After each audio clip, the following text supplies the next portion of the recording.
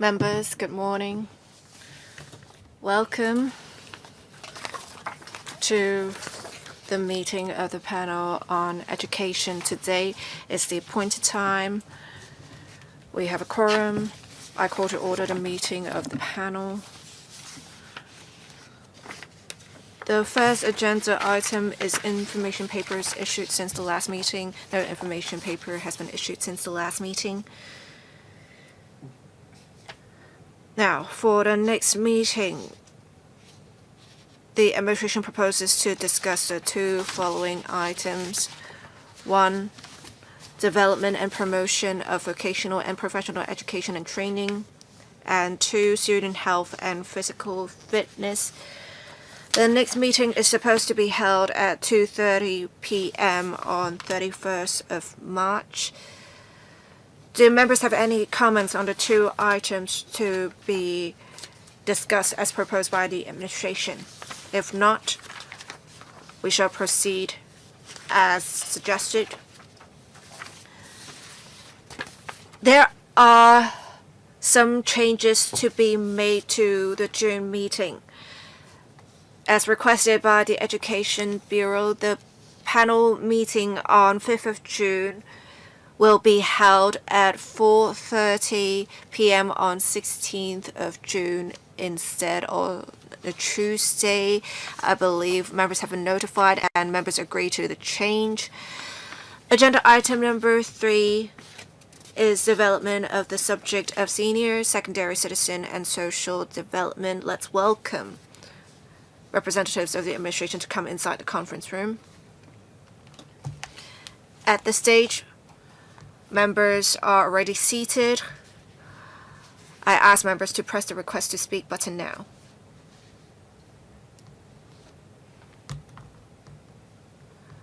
From what I can see, all panel members have pressed the request to speak button. All right. We'll try our best. We have assigned an hour for the discussion of this item. Having regard to the circumstances, I ask the Secretary to brief members on the paper provided by the administration. I ask the Secretary to be brief because a lot of members want to talk to you. Thank you. Secretary. Thank you, Chair. The Senior Citizen and Social Development CS subject has been implemented starting from Secondary 4 since September 2021. It is a core subject that students are mandated to take to allow students to learn more about the country and enhance national identity. We have implemented important reforms.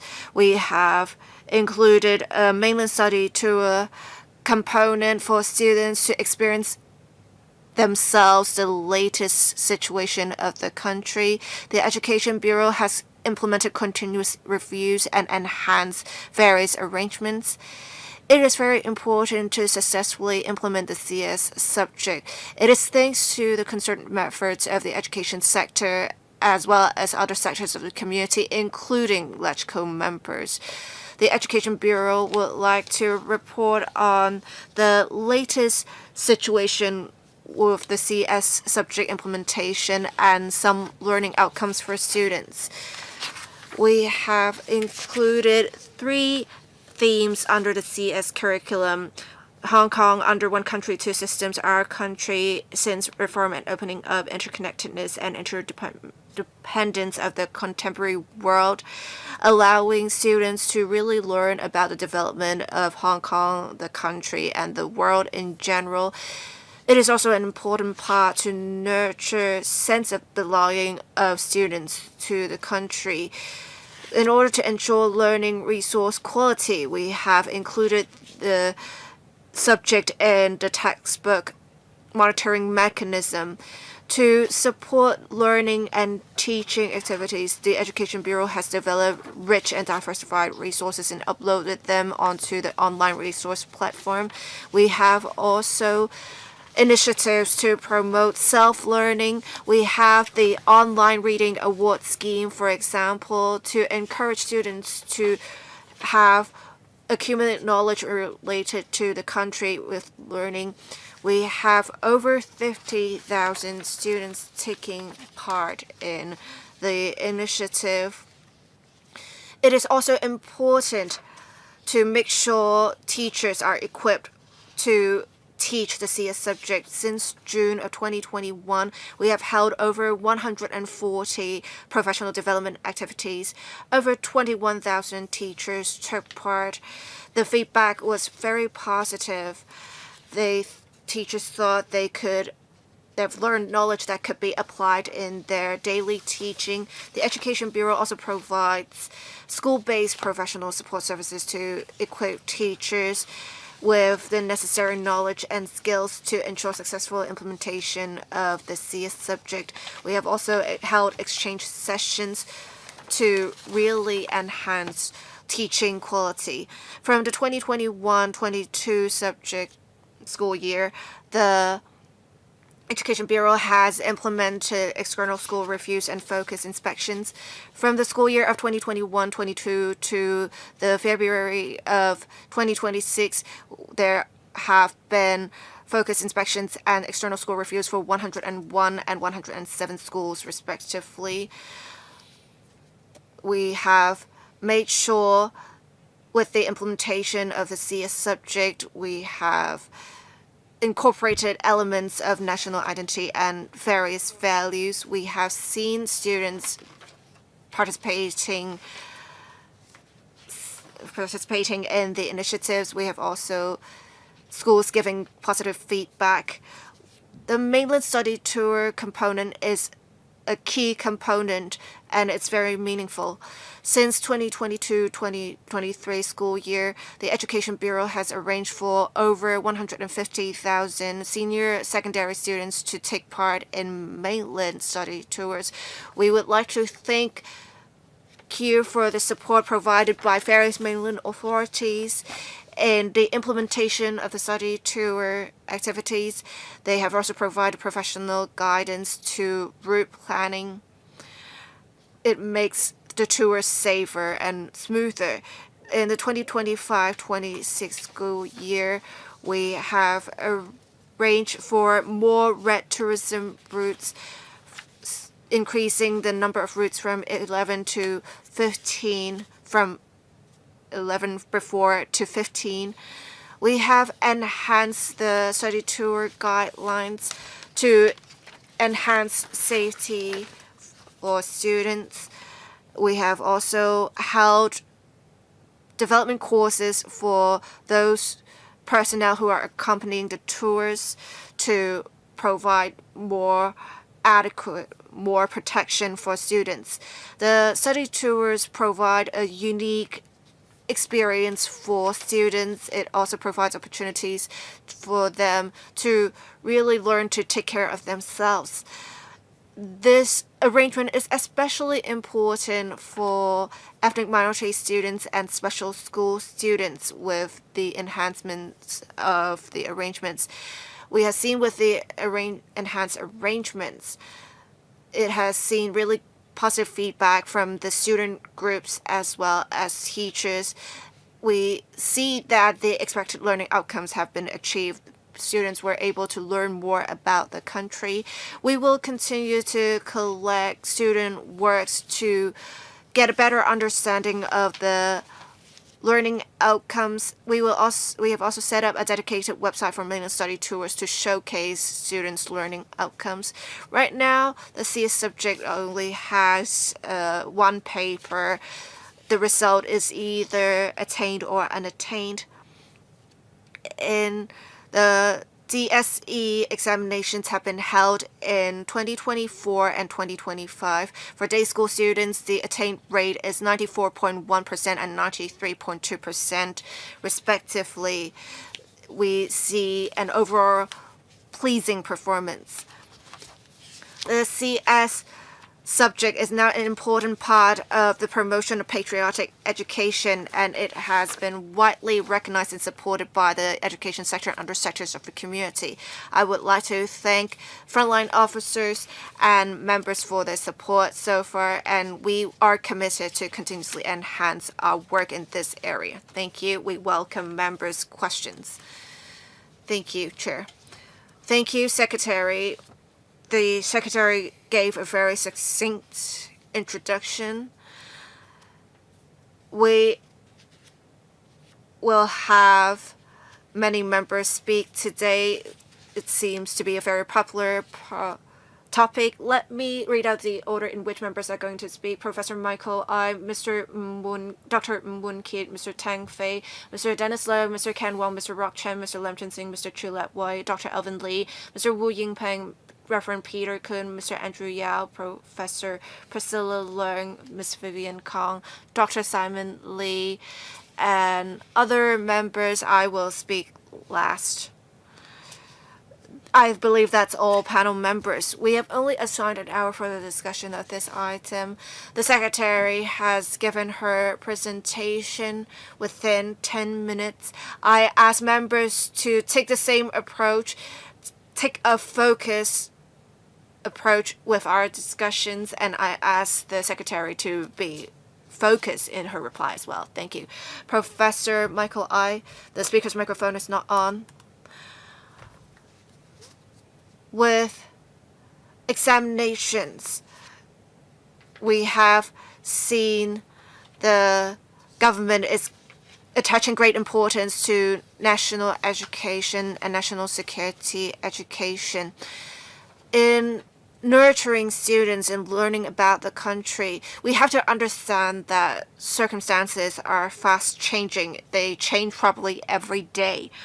We need to make sure we are broadening students' international horizons in the CS subject implementation so that we can really leverage on Hong Kong's advantage of being backed by the country while also connected to the world. We need to equip students with macro analytical abilities so as to nurture future leaders. Thank you, Chair. Thank you, Secretary. For this subject, there are three major themes. Professor I is especially concerned about how we can strike a balance and really equip students with different skills. On interconnectedness and interdependence of the contemporary world, and one country since reform and opening up, and Hong Kong under one country, two systems, the three themes of the CS curriculum. There is, in particular, interconnectedness and interdependence of the contemporary world that will allow students to learn more about the world. The three themes are interconnected. When students analyze or find out more about circumstances of the world, they can really reflect with such knowledge international trends and what role Hong Kong plays. The CS subject curriculum allows students to learn more about contemporary issues about Hong Kong, the country, and the rest of the world, consolidating relevant knowledge and nurturing their skills in critical thinking and problem solving. What the members said is exactly our vision for this subject. We should be able to equip students with the necessary knowledge and skills. Next, Mr. Ng Won Kit. Thank you, Chairman.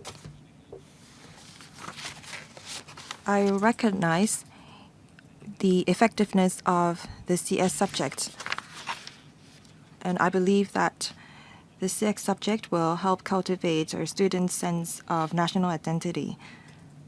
As Mr. Ngai said, the world changes rapidly, and our countries also develop in leaps and bounds. I have a question for the Secretary. how can we make sure that the content of our CS subject is updated enough? And I wonder if the Secretary will, under the current framework, establish an updating mechanism. Say, for example, the 15th five-year plan just launched. How can our teachers learn about the new elements included, say, for example, new quality productive forces, low altitude economy? I believe that these are the things that our students need to know about. So how can we make sure that these new policies can be incorporated into the CS subject speedily? Thank you, Secretary.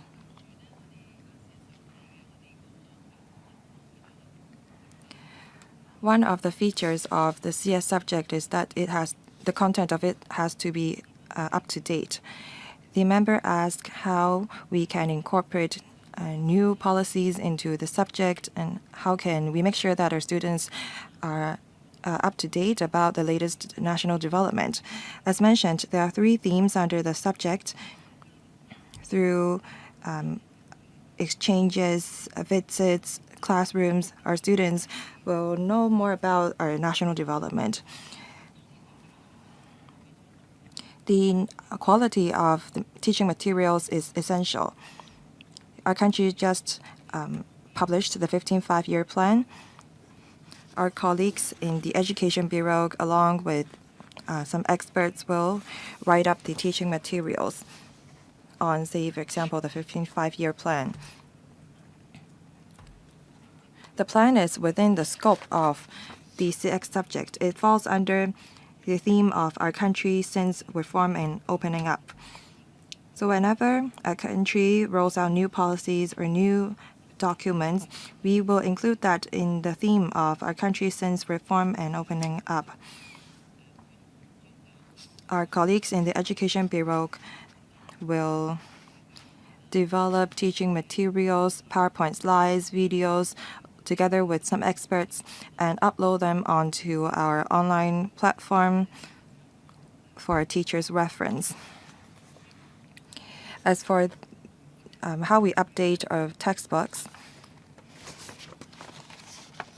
we update them from time to time. However, we have to take into account the affordability of them. So we do have a regular cycle for reprint with minor amendments for textbooks.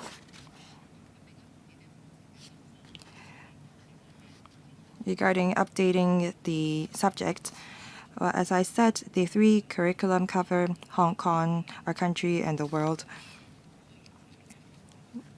We don't update this framework often, but we update the content instead. Thank you, Mr. Tang Fei. Thank you, Chairman. I have 2 questions.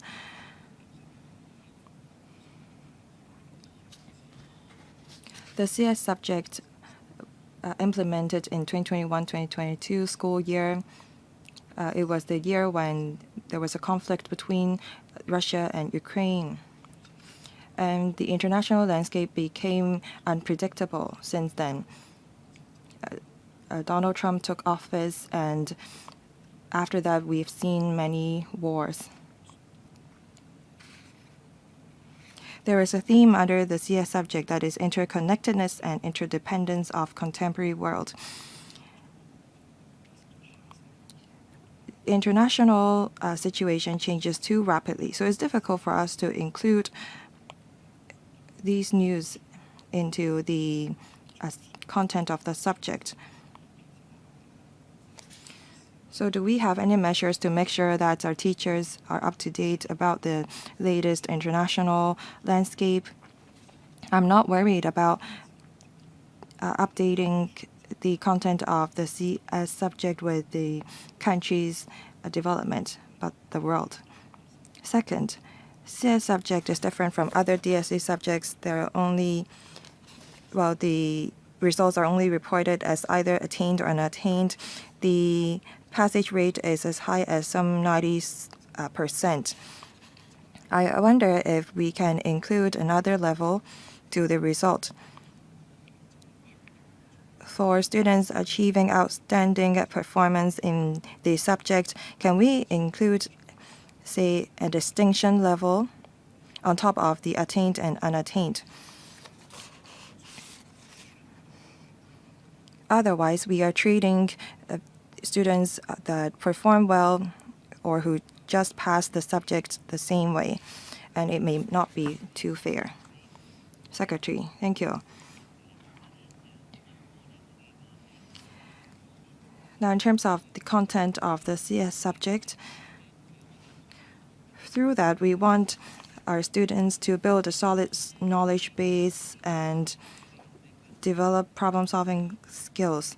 You talked about the latest international development, say, for example, the Iranian war.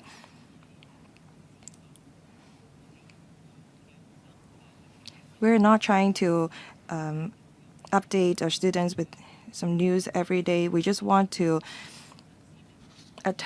cultivate our students' proper values, and we want them to develop skills of critical thinking. These are the goals of the CF subject. We have so much materials. Given the limited learning hours of our students, we need to be selective.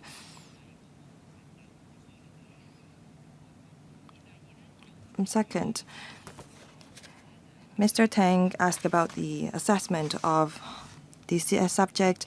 Its result is reported either as attained or unattained.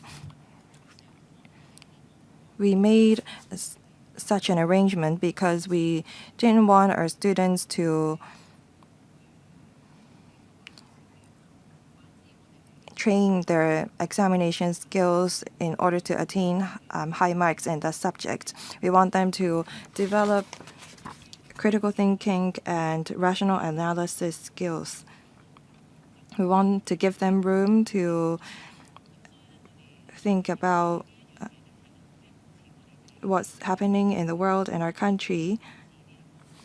In the past few rounds of the DSE examination, most students were able to achieve level attained.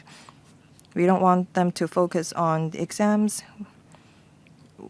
and we think that this is a breakthrough in terms of our DSE assessment. Thank you. Next, Mr. Dennis Lang, Deputy Chairman. Thank you.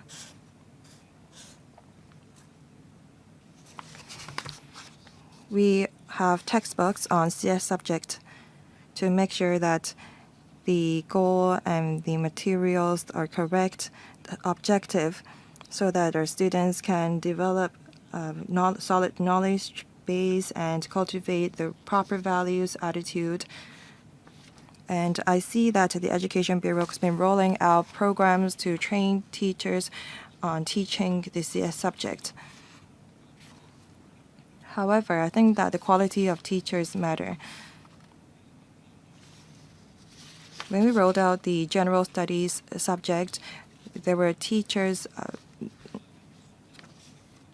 of other subject teaching the general studies. So how can we make sure that we have a dedicated teacher for this subject? And over the past 4 years, have you received any complaints from parents or students? If yes, how did you handle those complaints? Secretary. Regarding the professionalism of a CS subject teacher, as I said in my opening remarks, we understand that the quality of teachers is key to the effectiveness of the subject. So before we implemented the CS subject, we offered teachers professional development programs. We have organized more than 140 events of professional development programs for CS teachers with an attendance rate of over 21,000. Apart from that, we have been offering diversified activities for teachers. The schools will have regards to the background, experience of teachers to make a deployment.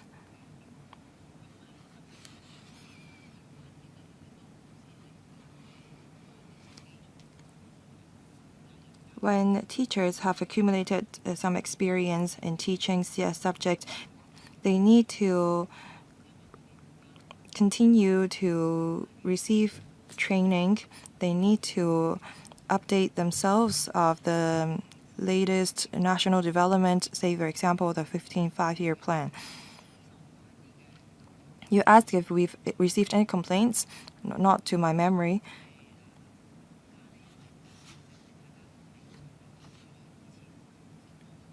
We have accumulated experience from the general studies subject, so we have become more professional on developing our teaching materials,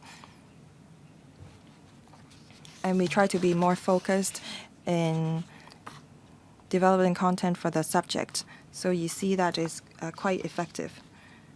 Next, Mr. Ken Wong. Thank you.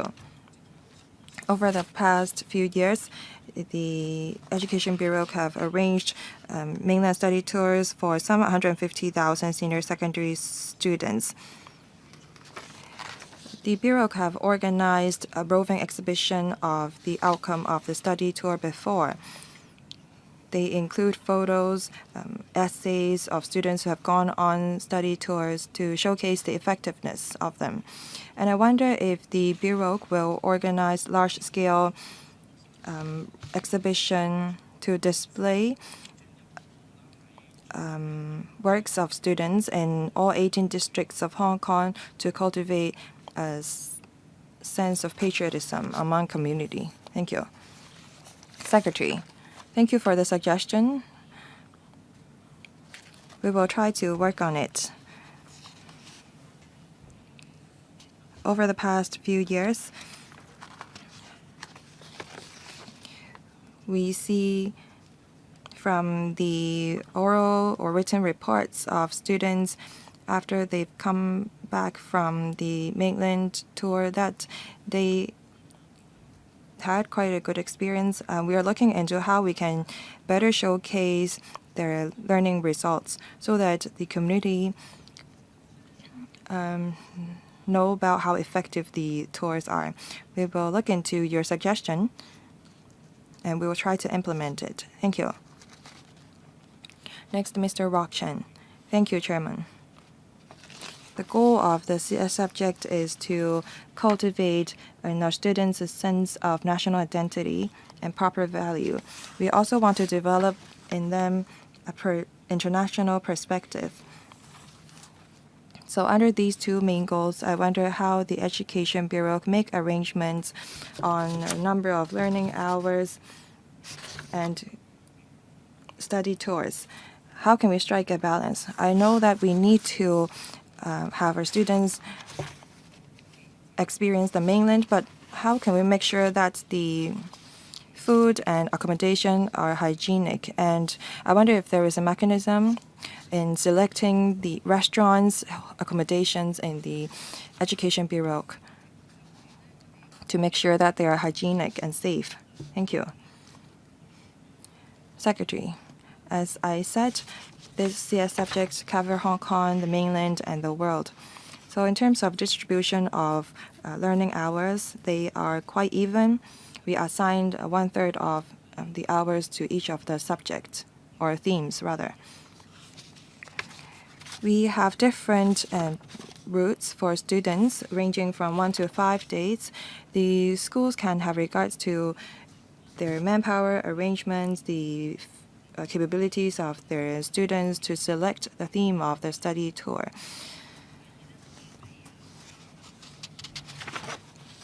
How can we help schools make sure that the accommodation and food they choose are safe enough? The Education Bureau organized the routes, the itinerary of the study tour. We identify the contractor and we send staff to accompany the teachers on the study tour, and we ask them to report frequently the situation when they're on the study tour. So, apart from the Education Bureau, we also have the support from other government departments, say, for example, the Center for Health Protection. As I mentioned, education authorities from different municipalities, provinces, the CPC, Central Committee, the MOE, the LO, CPG, And the Hong Kong Macau Work Office also gave us many advice, and they also provide assistance to us.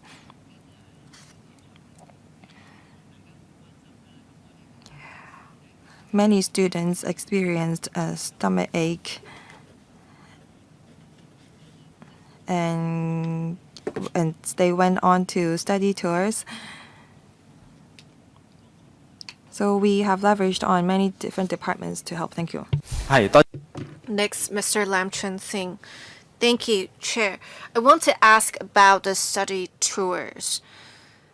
Does the Bureau have data on how many students went back to the mainland for the very first time with them going on the tours?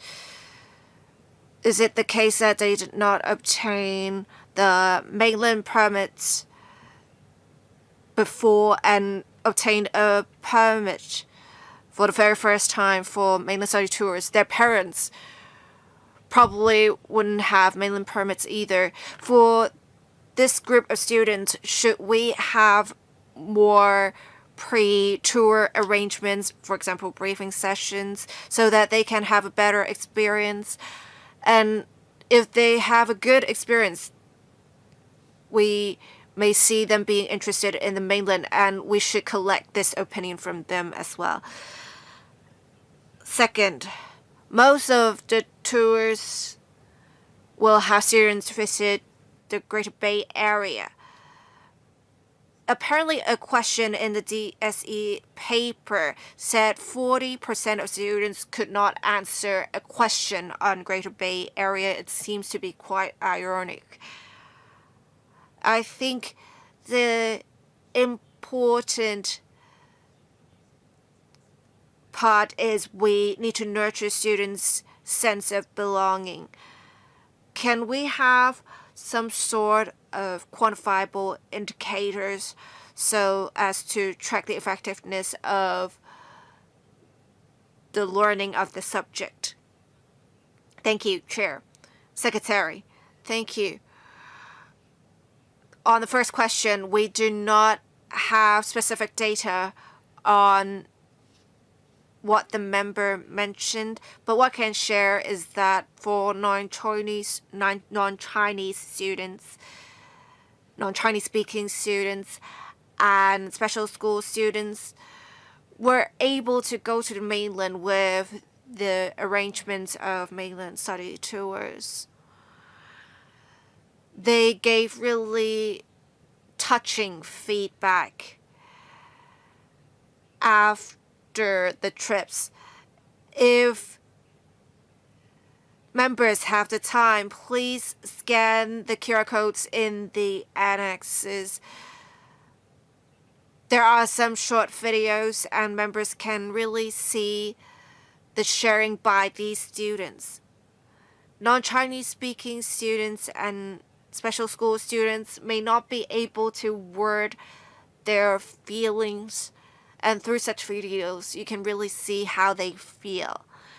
And indeed, some students obtain the mainland permit for the very first time to go on the mainland study tour. Every year we do see some of these students. On the second question, we have 18 out of the 28 itineraries being in the Greater Bay Area. We want to equip students with the knowledge as well as learning skills. During mainland study tours, we would focus on culture and history. So they may not know about the specific cities of the Greater Bay Area through the mainland study tours, but we do want to equip students with the general knowledge, and we'll make sure to improve this. Thank you. Mr. Chu Lat Wai. Recently, the two sessions passed a law relating to different ethnicities in Hong Kong. And in that, we recognize the country, the Chinese culture, and the different ethnicities within the country. So can we include the content of the law in the CS subject curriculum to really enhance recognition of students on the Chinese people as a whole? As Mr. Tang Fei said, we do want to recognize those who are motivated and do better in the subject instead of just having everyone pass. We want to create motivation for students. So in future, we will have some sort of mechanism to award the high flyers in the subject. Thank you. Secretary, there were two questions. One is whether we'll include the law on promoting ethnic unity and progress and incorporate that in the curriculum. We actually included this under the subject in terms of national identity, and we have included, say, the political structure of the country, the Chinese people, composition, etc. in this component. What Mr. Chu asked about whether we will include red resources in the mainland study tour itineraries. We originally had 11 of them that would allow students to learn more about the modern history of the country and development of the Communist Party. It has now been increased to 15, allowing students to find out more about different attractions. We have one for the 90th anniversary for the victory of a war. It allows us, with the design of our curriculum, to provide diversified experiences for students. It would be a way to create more motivation to have a higher grade in the subject. But as said earlier, apart from only creating motivation from this, we want to perhaps showcase students' learning outcomes in the community to motivate students to have more in-depth learning and thinking. We want to explore these other ways to create motivation for students. In the long term, we will consider the suggestion of the members, but then I would think in the long term for the senior secondary curriculum, with us being in the AI era, we shouldn't rely on examination results to create motivation for students. Thank you. Dr. Alvin Lee. Let me first declare that the company I serve does business in textbook publishing and inspection services. I first would like to give recognition to the efforts of the Bureau in developing the CS subject. We have indeed achieved great results.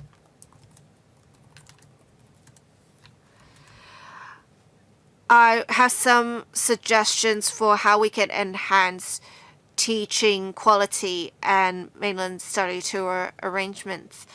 As many members mentioned, we really have to make sure the CS curriculum is up to date, and this is especially important for this subject. We also want to equip students with thinking and systematic analysis capabilities. With the developments in society, we have only a publishing arrangement where the textbooks will be updated every 5 years. There are some agenda to provide amendments, but then it does impose restrictions on the resources. We do not want to see schools just preparing their own learning materials, because they have not been assessed. We cannot really control the quality. So apart from the learning resources to be provided by the Education Bureau, can we allow more resources to be shared by civic society? Of course, the Education Bureau should assess the materials to ensure the materials are appropriate. We need a mechanism that should encourage and promote this. This is for the benefit of the long-term development of the subject. For mainland study tours, we see that 2-day itineraries are most popular with schools. We should encourage schools to go on longer visits. From what I heard from schools, the 4 to 5-day itineraries have really packed itineraries, and with transportation, it can really take up time for in-depth learning. So I think with the itineraries, perhaps the Bureau can make sure we can provide in-depth learning experiences for longer itineraries and do better in route planning and design. Dr. Alvin Lee spent 3 minutes asking questions. I'll ask the secretary to give a really brief reply. Thank you. Thank you. The first question is whether we can expand on the provision of other learning materials on top of textbooks. Indeed, for the 15 5-year plan, we have many materials to be learned. And as long as teachers go with official sources, I believe this is also a basic skill of teachers to find such materials. So on top of textbooks and online resources provided by the Education Bureau, the teachers can always go for official sources for more learning materials. We have been continuously enhancing the design and itineraries for mainland study tours. Of course, with long-haul visits, we really need to strike a balance between the width and depth of learning. And after every trip, we do collect opinions from students and teachers to improve on the arrangements. Mr. Wu Yingpeng, to save time, I will not ask questions. I will just propose suggestions. In paragraph 7 of the administration's paper on learning and teaching resources, the Education Bureau did have in mind the 15 5-year plan. I think it is really good for students to learn about the development of in the next 5 years for the country. I praise the approach of the Bureau. Now, but can we also provide students with a brief background history of the first 5-year plan up to the 14 5-year plan for students to learn more about the development of the country from having nothing to what we have now? This should also enhance students' sense of belonging and knowledge about the country's history. I think we only need to have 10% of the curriculum on the first to 14 5-year plan.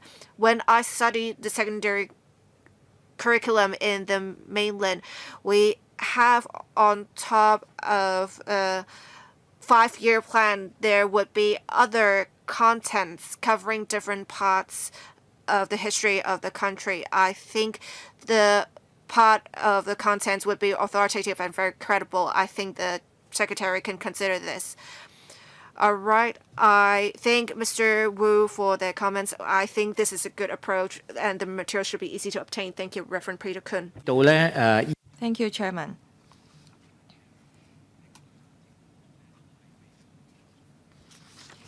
I noticed that the subject is more about the development of our country. I think that's a good thing, but I think that we have to include the challenges faced by our country. We have 1.4 billion people. We have 56 ethnicities. Our country is the third largest one in the world. I think that this is the basic knowledge that we need to teach our students. And I think that we need to teach them, say, how much energy can be saved if we lower our air conditioner by 1 degree Celsius.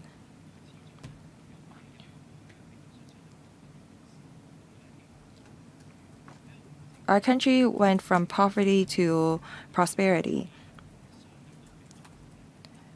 I think that we need to teach our students the process of that as well.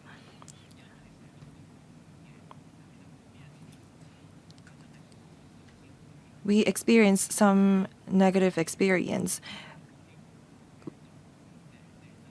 We experienced famine, for example. I think that our students, our senior secondary students, need to know about that as well.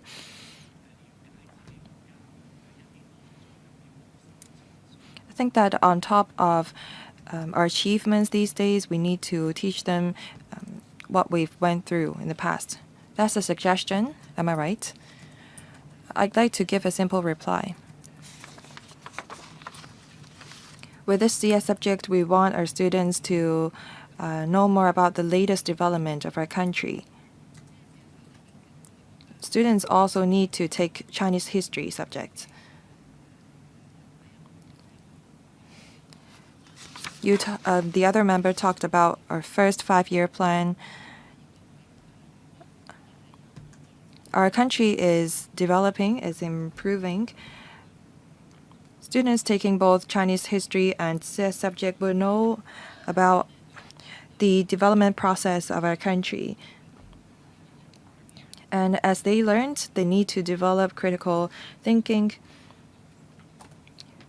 Our students should not only share the fruits of our country's development. When our country is faced with challenges, they need to have a sense of responsibility to contribute as well. Thank you. Next, Mr. Andrew Yao. I have to declare interest. I am a executive chairman of a committee of the Education Bureau. I recognize the effectiveness of the subject. They include a student study tour, and they adopt a classroom on the move approach. Technology is essential to our national development. We have new industries, say for example, biotechnology, low altitude technology, future technology such as quantum technology. I wonder if the Bureau will include more elements of technology in the mainland study tours, because I think that the subject is more than just about national development or national studies. I hope that our students will know more about technology so that they can, say, work in a high tech IT company or become an entrepreneur secretary. Well, one of the goals of this subject is to broaden our students' horizon and to link up the national development with the personal development.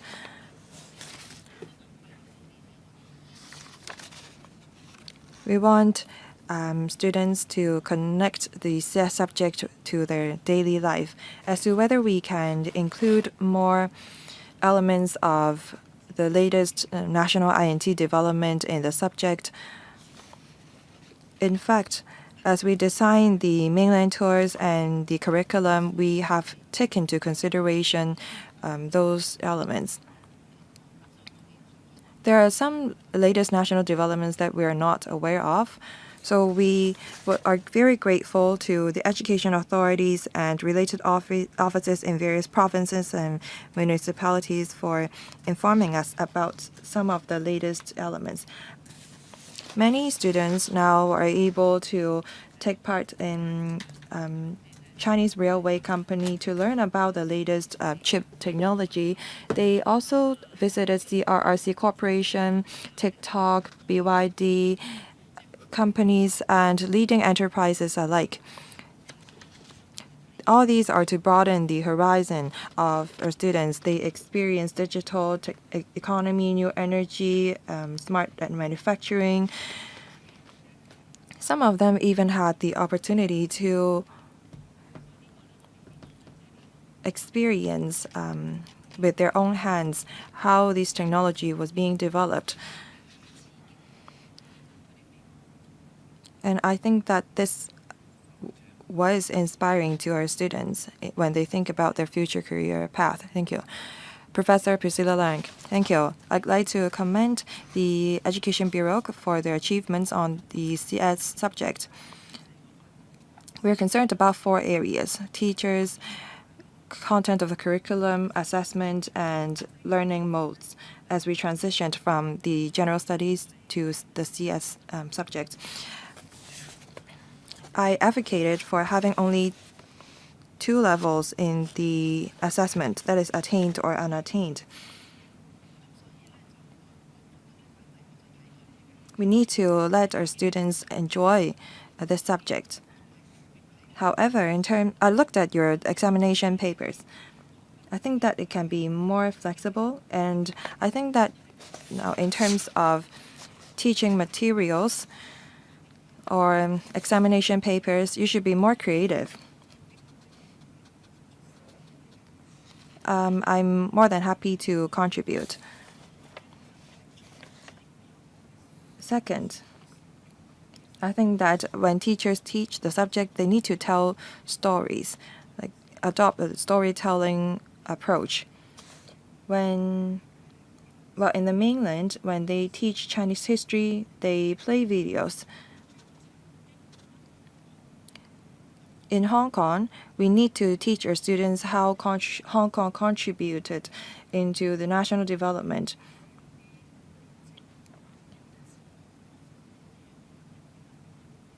I think that this will inspire students in coming up with their own target or goals.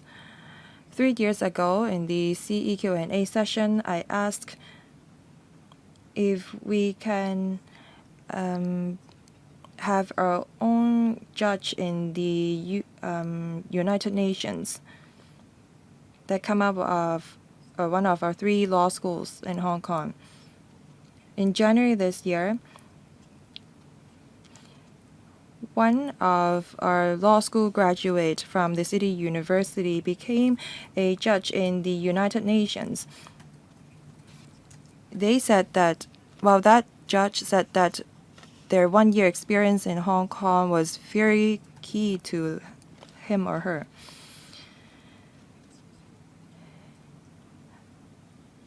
That judge became very confident after experiencing lives elsewhere. I think that this is a very good story. I think that we need to tell that in secondary school. We have so many people from Hong Kong serving our country, and I think that can become one of the stories that you tell, and that will inspire our local students to be in a career that can contribute to our country. Thank you. Secretary. As for your suggestions, we will relay to the Hong Kong EAA. Thank you. Ms. Vivian Kong. Thank you, Chairman. I thank the tourism sector, the Education Bureau, and the mainland authorities for their support. I have a few questions.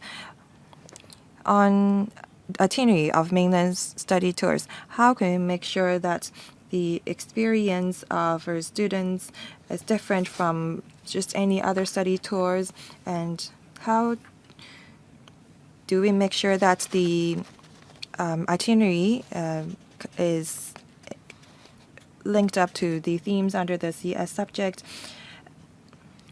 Also, people are concerned about the quality of the service, accommodation, food that students have on the mainland. And the procurement procedures of the contractors is on the lowest bidder written approach, so I think that may affect the quality of the contractors and service. And I wonder if there is any assessment mechanism on the quality of the study tour. Secretary, thank you. First, on how we make sure that the mainland study tour is different from just any regular traveling. First of all, the mainland study tour is a key element to the subject. So as we design the itinerary, we try to include key elements of the themes in the tour. We can describe the study tour as a classroom on the go, or rather, classroom on the move.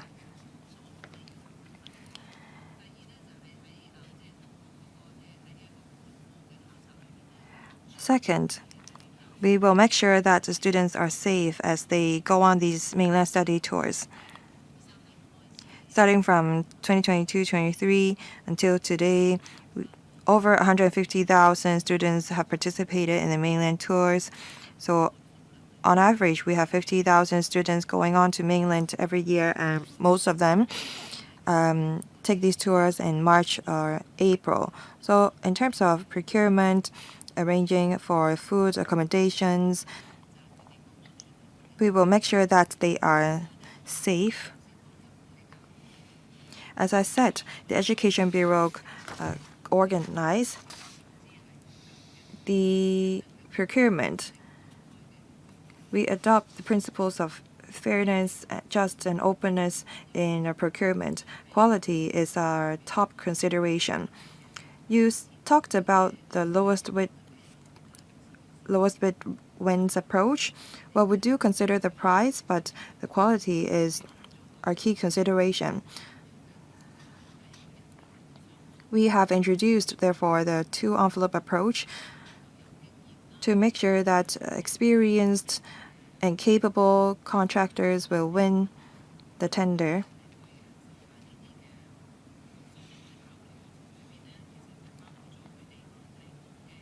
We take into account the accommodations, transportation, food, manpower, experience, their tour guide, their coaches, the age of the coaches, and emergency response mechanism set out in the proposal submitted by the contractors. Thank you. Dr. Simon Lee, thank you. I think that the design of the subject is great. We allow students to learn in a stress-free environment. Mainland study tour is a new element in our local curriculum. I have two suggestions. First, how can we strengthen our cultivation of our students' patriotism? And how can we make the subject more interesting? It seems that it's rather knowledge-based. If we want to cultivate in our students a sense of patriotism, a passion for our country, we need to make sure that they are able to experience the mainland.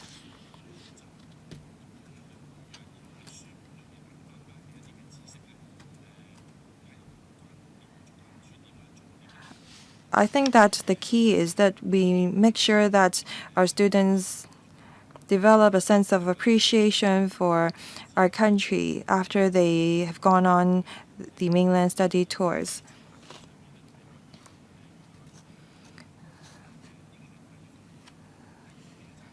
So this is my first suggestion. Second, on teacher training. It seems that it is focused rather more on knowledge so that they can teach our students information. How can we make that more interesting? Again, say for example, we talk about digital education, we talk about artificial intelligence. Can we use AI to teach our students constitution and knowledge, theories about our country? How can we make sure that our teachers teach in a more interesting way? Thank you. Thank you. There are 2 questions on learning strategy with the development of AI. We encourage students and teachers specifically to really learn more about the specific areas. And on wars, we do want teachers to make use of different technologies such as AI so that there is better immersion of students in the part of the history. And for thought and action education, that is not exactly easy to measure, but then we need to make sure we touch the students. We want to have, therefore, diversified learning activities apart from classroom learning. We have arranged study tours and other activities for students to really internalize what they learned. We will continue to work on this despite the difficulties. Thank you. Professor William Wong. I understand in the 2024-25 school year,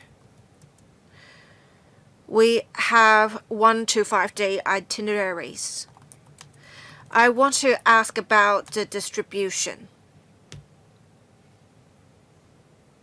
Will improper distribution hurt the learning experience? So perhaps we should adjust the ratio in future if that is the case. We had another member talk about the use of AI. The secretary mentioned a usage that would focus on making use of AI interface or just providing a visual experience. I think we can make use of AI and make use of data of the Greater Bay Area and the country, and students can work on projects so that they can learn from such data the development of the country. Thank you. Secretary. We have 1 to 5 day itineraries, as said by the member. We have 28 routes. Most schools, according to our data, select the 2-day itineraries. When schools make their choice, they would have regard to the learning hours, manpower allocation, and connection with the learning themes, as well as the learning commitment of students. We have other schools having regard to special circumstances of students. For example, the special school students, they really want to take part in the experience. So schools have tried their best to accommodate the circumstances, and special school students can go on 1-day visits. The students are very happy, and we believe it is an appropriate arrangement to provide good care to students. As for whether we can encourage students to make use of data in the Greater Bay Area and the country to work on projects, we thank member for the suggestion. I believe teachers and students will note the suggestion, and in fact some students are already doing that, although we do not see a lot, admittedly. Thank you. Ms. Jenny Mann. Thank you, Chair. Thank you, Secretary. I want to ask about there being a learning and teaching theme about the lush waters and lucid mountains are assets of the country. So I believe recently in the 2 sessions we have relevant measures passed about green and low carbon development and environmental conservation. There are some standards promulgated. I want to ask, how often are the local learning and teaching materials updated to reflect the changes in the laws and standards of the country? I also want to ask about one country, 2 systems. We have all along been worried that teachers are not really equipped with the requisite knowledge to teach relevant knowledge. Well, how can we provide better training to teachers to support them? Thank you. With the latest developments in policies and promulgation of documents, we will update our materials. The law mentioned by the member will implement it in August, and we will keep in view the latest circumstances when updating the materials. On CS subject curriculum, we will have re-editions every few years, but we want to have regard to the latest developments of the country. We have some additional learning materials developed by the Curriculum Development Office along with some experts.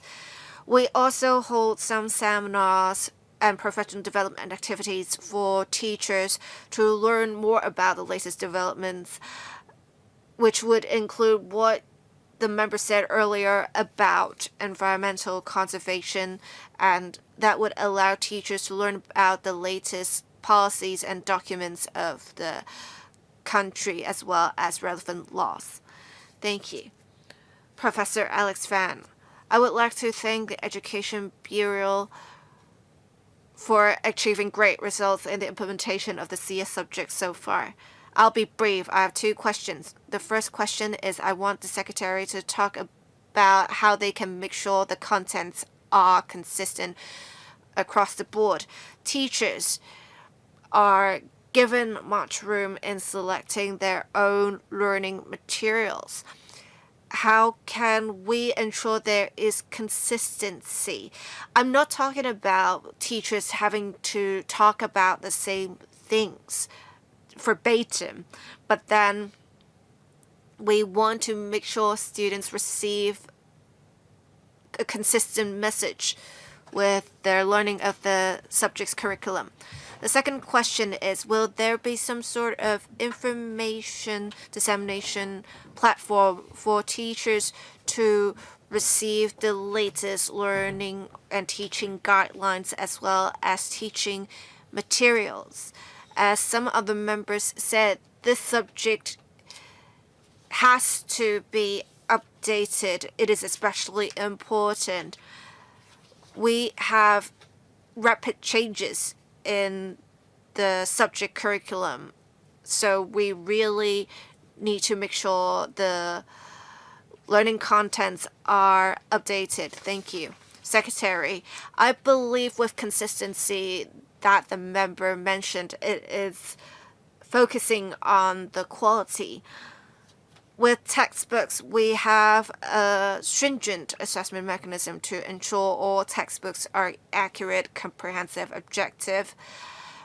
As for our online resource platform that disseminates resources we prepared along with experts, we also have great quality, of course. As for teachers, we do not ask teachers to only use textbooks and materials provided by the Education Bureau. Teachers should have the capabilities to adjust learning contents based on the capabilities of students. They may be able to find more complex materials for students learning, but then we have to make sure the sources are reliable and they are tied. The materials are tied to the learning goals of students. We have clear standards and guidelines on these. With the member's second question, whether we have some sort of platform to allow teachers to receive the latest information. In fact, when we disseminate information online, we do provide such information. Due to time constraints, I will not talk about this, but basically we have to document this. We can perhaps show the members this by just having them see which page it is, and they can refer to the specific pages. Thank you. Ms. Judy Chen, thank you. We do recognize the Education Bureau's efforts, but we have received feedback. For example, this email from the Secondary 5 student, I would like to take some time to read some of the paragraphs. I'll be brief. They said, with daily learning of national education. It is very meaningful, but then the relevant activities do not really touch much on the development of Japanese militarism and the different interactions between Japan and the country. So it does not help them learn more about the failure of the society in different aspects. They can't really learn from the history to really know much about the risks of extremism. If we only emphasize on the pain and suffering but do not talk about the history, it does not nurture critical thinking in students to prevent the recurrence of this part of the history. It also makes it hard to have an in-depth understanding of what started the war. I think the students' comments are very much valid and heartfelt. So I think the Secretary can perhaps consider having some thematic sharing for students to learn more about how some schools of thought were developed in, say, Japan, and we can have some cross-subject connection so that we can nurture more in-depth thinking in primary and secondary school students. Thank you. Secretary. We cover several areas under the CS subject curriculum. It would cover the development of our country as well as its interactions with different countries. The member particularly mentioned militarism of Japan. We will talk about harm caused by this to the world, and the perspective is not just that of the country, but also an international perspective. We cannot achieve everything with this subject. We think with students taking different subjects, they can think from different perspectives and look at this in different ways. They can have an in-depth understanding of the harm caused by militarism of Japan as a result of this. And we also have some study tours that can help with this. Thank you. Thank you, Secretary Ms. Nixie Lam. Thank you, Chair. Thank you, Secretary. We can see with the development of the CS subject, we provide different activities for students to really encourage them to learn themselves what is going on. If students only learn in the classroom, they cannot really have an in-depth understanding, especially for the CS subject. With students learning themselves in person what is happening, it can really build a deeper understanding. There are other activities such as the award scheme, the reading award scheme. We have some numbers on how many schools and students are participating. Are there other indicators of the Bureau to measure the effectiveness? For example, learning outcomes, how much students felt that they have learned. I know it's hard to score, but can we have some sort of measurable performance? Thank you. And I also want to ask how we can promote students to learn proactively the knowledge of the country. For example, with military parades, how can we ask them to really watch the events themselves? Thank you. Secretary, first you ask how we assess the effectiveness of the CS subject. Apart from the DSE assessment, to look at how good the students grasp their knowledge. We also have a questionnaire survey for the students. We ask them about their sense of national identity. And after collecting these surveys, we have some figures.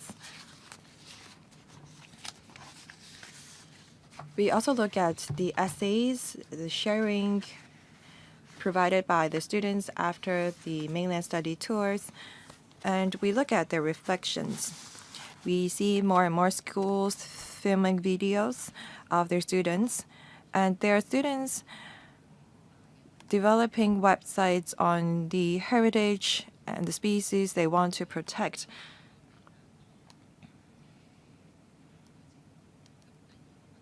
Second, you ask about how we teach students about the ad hoc topics. I was asking about a military parade, a 15 5-year plan. I know that we have a set curriculum. How can students teach them about the new news? I understand. On the 60th anniversary of the supply of Dongjiang River, we have such materials in the curriculum. We also have materials on the 90th anniversary of a war in our country. So before big days like these, we have itinerary arranged for students so that they can take part. Thank you. Next to speak is myself. First of all, I have to declare interest. I'm a chairman of the Citizen and Social Development subject. So I thank the members for their questions, their suggestions, and the secretary for giving detailed answers. I have one comment and one question.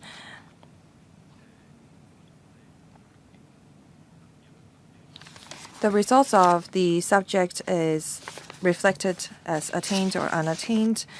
I actually don't support it, and the committee discussed time and again about the reporting approach of the subject.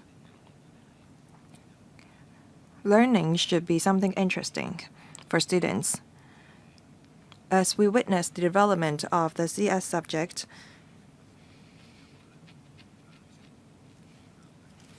but it seems teachers and students are happy with the results being reported as either attained or unattained. Second, regarding the mainland study tours,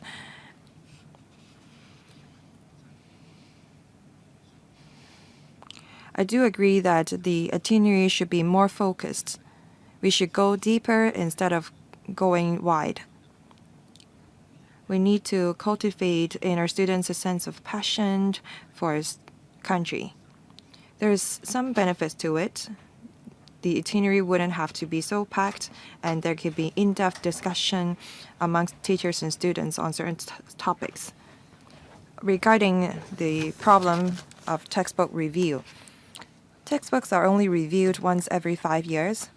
This approach may not be suitable for CS subject textbooks. The Education Bureau have to generate many supplementary teaching materials because of the nature of the subject.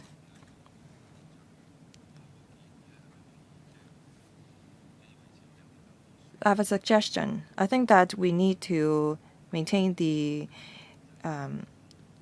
textbook and keep the supplementary teaching materials. I think that we maybe can digitalize the textbook so that we can update it more frequently. Otherwise, the teachers will have to update the supplementary teaching materials by themselves until the textbook is updated. Thank you. Secretary, thank you for reiterating the goal of the subject. Second, you said that we need to make a more reasonable arrangement for the itinerary. We note the reviews. Third, regarding the 5-year cycle of review for textbook, the main consideration is the affordability of our teachers because publishers have to dedicate much resources to revise the textbooks. By the same token, the publishers will have to incur huge costs when they digitalize the textbook. The publishers told us that the cost of revision for digital and physical textbooks is the same. After all, it's the parents who pay for the textbooks, so we have to be careful about the review cycle of textbooks. Maybe we can talk to the publishers to look into how we can shorten the review cycle more cost effectively. Thank you. There are 2 members who need to declare interest. Mr. Tang Fei, please. I helped publishers review their CS textbook materials. Professor Priscilla Lang, thank you. I have some questions or suggestions. Now, in terms of assessment, I think that we can update the questions of examinations instead of the textbooks. So if we update the questions, then teachers would change their approach. Second, I think that apart from examination, we can give students more options. Say we can let them write an essays and assess the essay before they get the attained result. All these 18 years I've been talking about the disadvantage of having examination for the CS subject. Some students are not suited to take exams, paper-based exams. Maybe we can allow teachers some other approach to assess the performance of their students. Some students are good at writing papers or essays.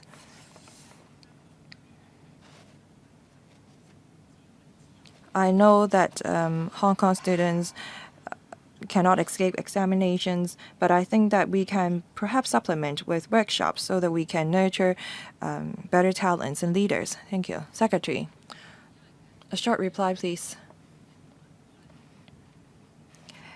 In fact, the CS subject is included in the DSE curriculum. So I think that the result being reported as attained or unattained is already a huge breakthrough. Maybe in the future we can look into a more creative way of assessment. There is room for us to make this trial. I understand that students and parents are anxious about the DSE examination. Any adjustment will have to have the cooperation from the teachers and the consent and support from the parents. Thank you.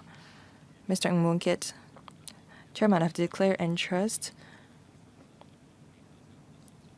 I am a chairman of the Mainland Study Tour Committee of a senior secondary school. Thank you. Thank you. Members and Secretary, let's conclude this item. Thank you.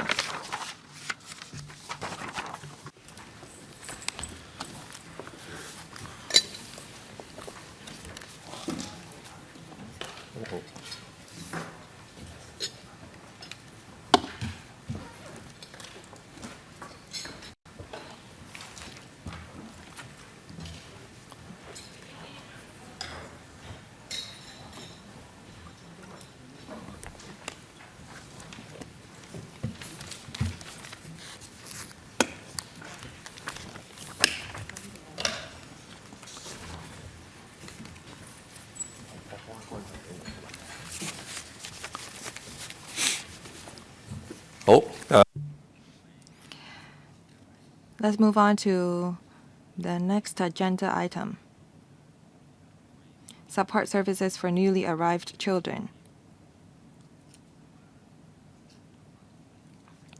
Members can press the request to speak button now. Dr. Si Chun Fai, Undersecretary for Education, please walk us through the LC paper number CB Bracket 3188/26 Bracket 04. Please. Chairman, members, good morning. The Education Bureau have been resorting to many different means to help newly arrived children adapt to the lives in Hong Kong and integrate to local school environment and the community. Hong Kong has a diversified education system with different choices for students. For kindergarten education, we have a kindergarten education schemes offering subsidies for local nonprofit making kindergartens. Parents can have their children admitted to public sector schools and joining the KES. Our education system focuses on public sector schools with over 800 public sector primary and secondary schools, including government-aided and caput schools, offering vibrant and diversified local curricula. All newly arrived children can be admitted to public sector schools to receive quality education. Parents can also arrange their newly arrived children to study in private school, international school, direct subsidy schools. For children who are eligible for admission to primary 1 and secondary 1 in public sector schools, their parents may submit applications for school places allocation to the Education Bureau. To enable persons entering Hong Kong under various talent schemes to make early schooling arrangements for the children, the Education Bureau accepts and flexibly handles applications for primary and secondary school 1 admission of dependents submitted by those admissions under such talent schemes has yet to be approved by the Immigration Department. As for eligible children not entering primary 1 or secondary 1 at the beginning of the school year, they may reach out to the regional education offices of the Education Bureau direct for placement assistance services. They can also reach out to schools directly to make their applications. Starting from the new school year, we are going to provide information of public sector schools with vacancies available in all districts to assist parents in approaching schools of their choice direct to apply for a place for their children. We will regularly update and disseminate information on the vacancy of situation of public sector secondary school, and we are going to expand the scope of placement assistive services of the REO from allocating primary 1 to secondary 3 public sector school places. Newly arrived children can choose to attend 6-month full-time initiation program before joining mainstream schools. If they choose to enroll in local schools directly, they can enroll in a 60-hour induction program offered by non-government organizations. Schools and NGOs can flexibly design the content of the curricula and the support services having regards to the situation of the students. They can teach Cantonese, English, traditional Chinese characters, and they can adjust the weighting of these elements flexibly. The Education Bureau has been closely monitoring the demand for the initiation program and the induction program and make adjustments to meet the needs. Say, for example, in the new school year, there are a total of 5 schools operating the program. Schools and NGOs can apply for running additional classes to cope with the demand. We do have sufficient places in these programs for eligible students. For local schools accepting newly arrived children, we offer school-based support scheme grant so that they can flexibly provide school-based support services as appropriate, such as after-school supplementary lessons, orientation activities, Cantonese, traditional Chinese characters, classes. Apart from that, we also offer learning and teaching materials for schools on, say, English, online self-learning platform, interactive Q&A sessions to support the extended learning of NAC, newly arrived children. The Education Bureau leverage on electronic leaflets, information portal, and major immigration control points to disseminate information to parents of newly arrived children. We also organize thematic seminars and workshops to help incoming talents deepen their understanding of Hong Kong. We also work closely with the Hong Kong Talent Engage. We invite education experts to organize workshops to allow talents understand more deeply our education system and facilitate their sharing. We have all along been actively promoting homeschool cooperation and strengthening parent education through schools. We have introduced a curriculum framework on parent education along with the parent education resource packages. We co-organize with the CHSC every year to organize a variety of parent education activities to foster positive thinking strategies and attitudes in nurturing children among parents. We also help newly arrived children adapt to the lives in Hong Kong. Chairman, in the future, we will continue to review the existing placement arrangements, channels for providing information, learning support services, and parent education so that the newly arrived children can adapt to the local school environment and the community as early as possible, paving the way to contribute to Hong Kong's future and our country's development in the days to come. Thank you. Thank you, Mr. C.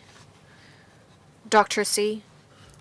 We have 6 members who have pressed the request to speak button. Let me read out the order in which members are going to speak. Mr. Tang Fei, Mr. Lam Chen Sing, Mr. Andrew Yao, Professor Alex Fan, Mr. Moon Kit, Mr. Chu Lat Wei, and Mr. Jonathan Leung. I'll assign a 4-minute time limit. Questions and answers included. Mr. Tang Fei. Thank you, Chair. I have 2 questions.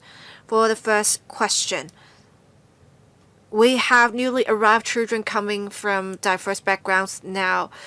20 or 30 years ago, we have most of them coming on single entry permits, and they are from grassroots background in general. Now we have people coming from different backgrounds. We have middle class or even those who are very well off. We can perhaps have under our structure to have under the CHSC to really help with that, providing members of the committee with more better understanding of the needs of newly arrived families will definitely help.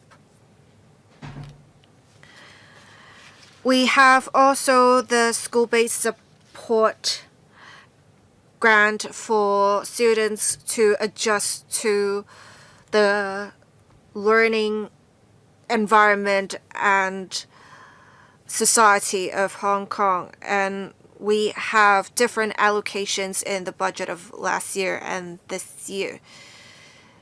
Is it part of the consolidation efforts of the government to perhaps cut the grant? It will be regrettable because we do rely on this grant to support students, and many people are receiving this grant. If we cut this grant, it will make it hard to meet the provision needs of newly arrived children. Thank you, Chair. Thank you, Mr. Tang, for your questions. I agree with what the members said. We have newly arrived children coming from very diverse backgrounds now. It is important for us to provide diverse support to them based on their different needs. So we have the initiation and induction programs. We also have the school-based support grant so that schools can flexibly, based on students' needs, make appropriate adjustments. On parent education and support, how can we better support newly arrived children? Members of the committee can find out more by getting in touch with those families themselves. In fact, The Committee on Homeschool Cooperation actually has close communication with different parent school associations. For schools that admit more newly arrived children, we do want to provide more targeted support to parents of children, and we welcome suggestions from stakeholders on this.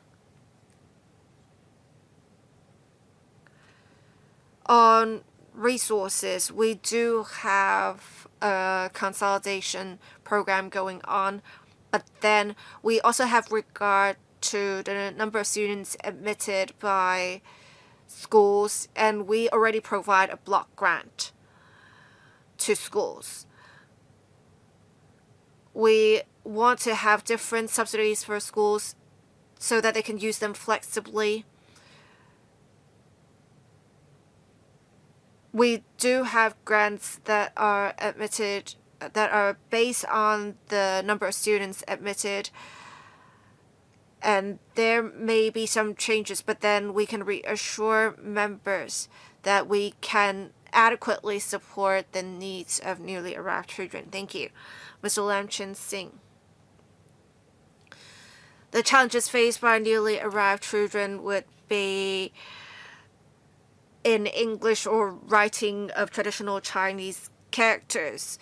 And regardless of what background the children are from, they will face this. I don't think it is ideal that they use simplified characters because it's not beneficial for them in the long term. Can we have the Bureau provide, say, a 3-month transitional period, and in that time we can provide targeted training to newly arrived children to learn traditional Chinese characters? I do understand that there is some support under the grants, but then I think schools may not deploy the resources to this purpose, so perhaps we can have some NGOs provide targeted support in this regard. Also, we have changed the eligibility threshold for subsidies to having been in Hong Kong for 2 years.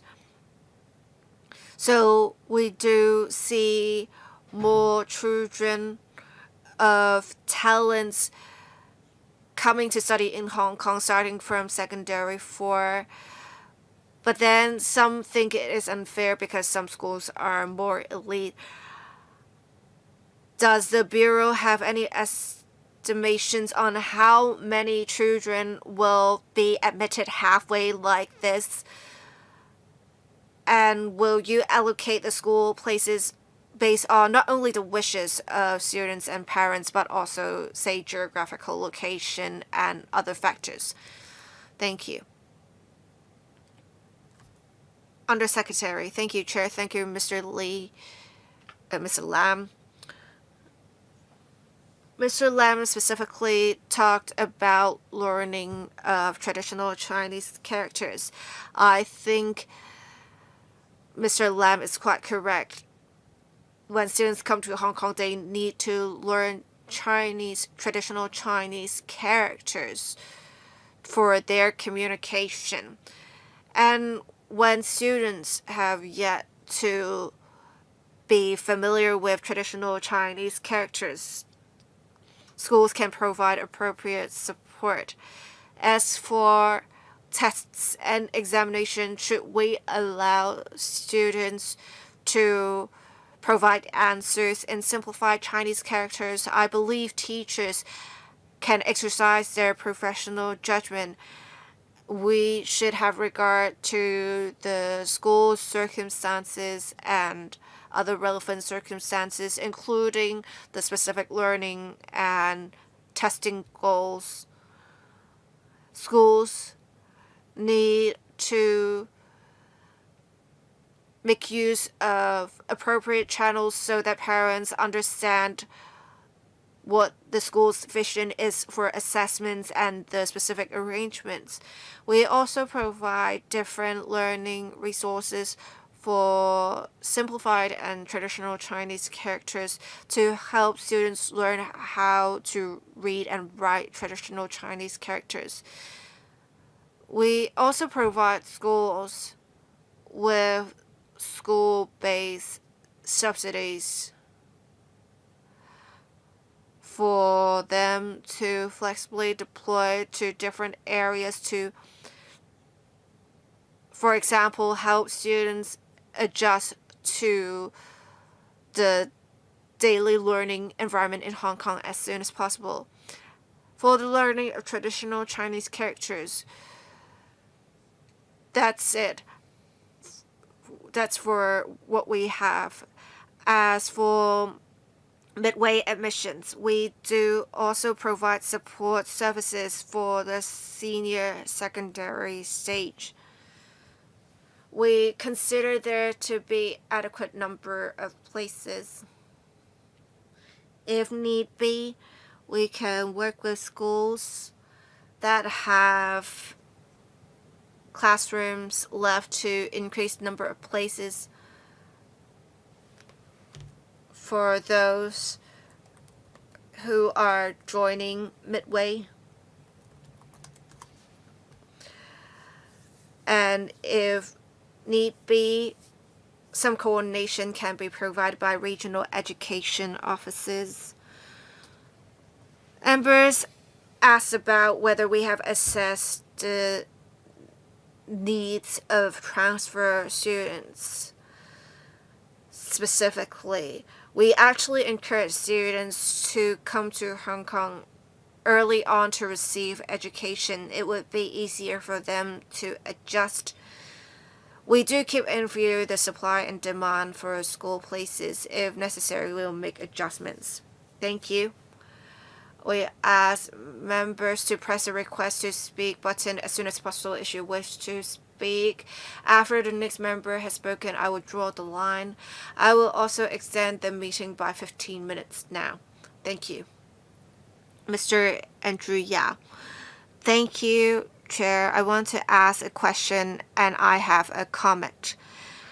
For my question, I want to ask, in the past 3 school years, how many of the students do not speak Cantonese?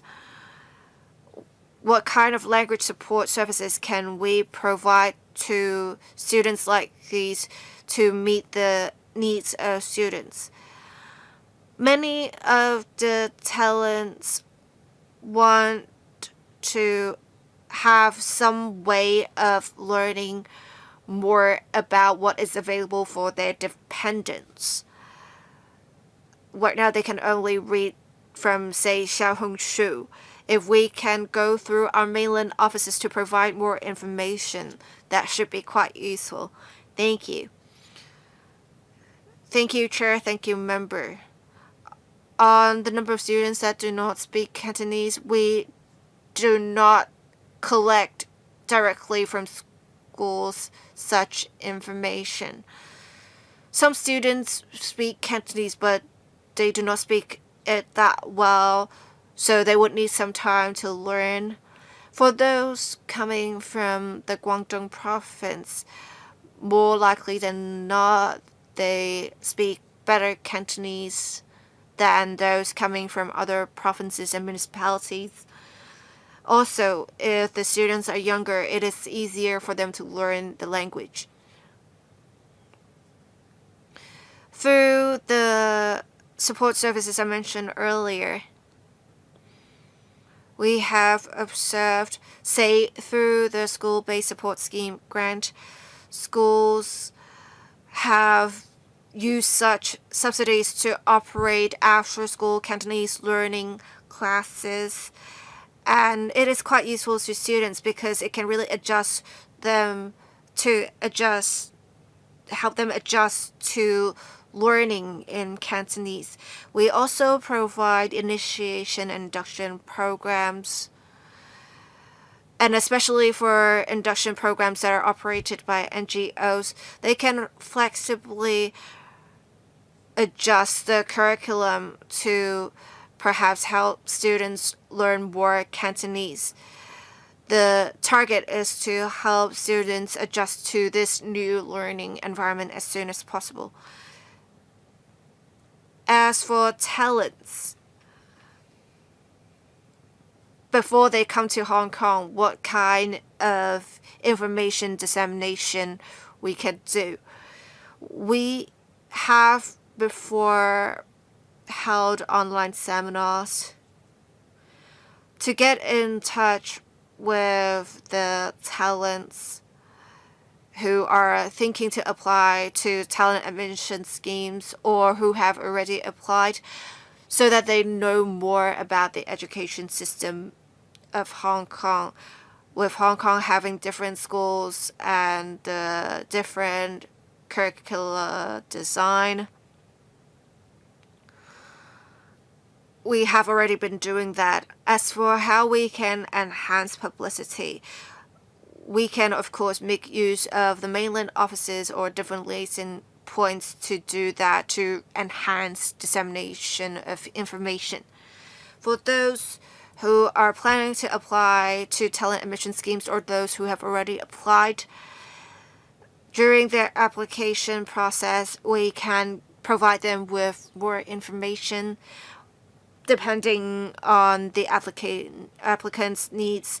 If they have dependent children, I believe they will consider bringing their children to Hong Kong for education, and we can proactively provide such information to them in future. Thank you, Professor Alex Fan.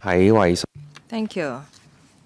I thank the Bureau for offering support to newly arrived children. Paragraph of the 5 of the paper says that the Education Bureau accepts and flexibly handles application for admission of dependents submitted by those whose admission under such talent schemes is yet to be approved by the Immigration Department, so that they can make early schooling arrangement. This arrangement reflects the flexibility of the government in dovetailing with the talent admission schemes. I have 2 technical questions. First, I'd like to ask about the number of applications made. In 2025-26 school year, how many applications have been submitted for primary 1 and secondary 1 admission of dependents submitted by those whose admission under talent schemes have not been approved by the Immigration Department? And will the number change with the number of applications filed for talent admission schemes? Second, if the visa of the talents is not approved, how will the Education Bureau handle the school places for their children? Will their children not become eligible for studying in Hong Kong if their parents' visa is rejected? Thank you. Undersecretary.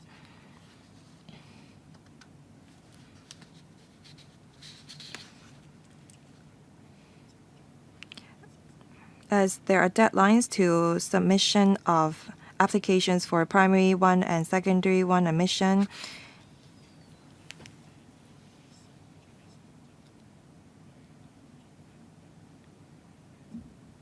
we want to provide convenience for parents.